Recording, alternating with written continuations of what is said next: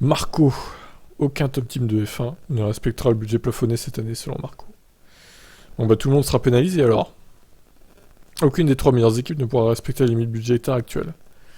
Mais en fait si, hein, vous êtes obligés les gars, donc il n'y a pas de discussion possible. Les équipes sont limitées à dépenser 141 millions de dollars cette année, soit 5 millions de dollars de moins que l'année dernière malgré la flambée de l'inflation et des coûts de transport en raison de la situation mondiale instable. Certaines équipes, notamment Red Bull, appellent à un ajustement urgent du plafond budgétaire pour compenser.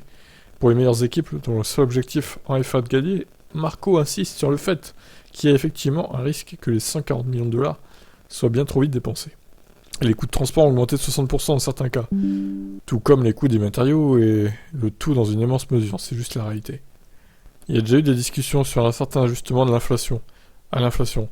D'abord la pandémie puis la guerre, ce sont des événements qui n'étaient pas prévisibles. Et ces taux d'inflation et de croissance ne sont pas normaux non plus. Lorsque la normalité reviendra, nous pourrons à nouveau agir normalement dans la limite du budget. Mais des équipes s'y opposent, comme Alfa Romeo et Alpine, ne font pas partie de ceux qui soutiennent une remontée du budget plafonné pour compenser l'inflation et les coûts logistiques.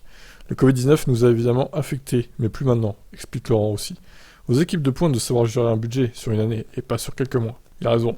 Et sur le plan financier, l'industrie automobile souffre, mais Alpine est quelque peu immunisée pour l'instant. Lucas De Meo a mis en place un plan de relance qui corrige de nombreuses erreurs commises dans le passé, un passé qui aurait rendu une crise comme celle-ci très difficile pour nous.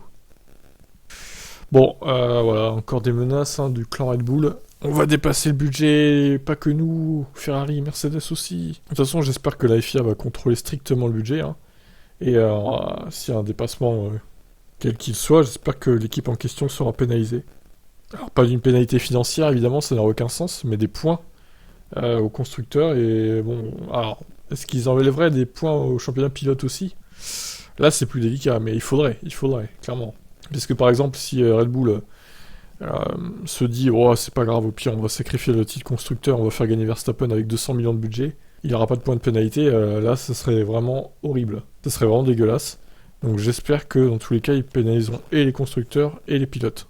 La FIA, si vraiment il y a un dépassement de budget. Ça peut être aussi Ferrari ou Mercedes d'ailleurs, pas que Red Bull.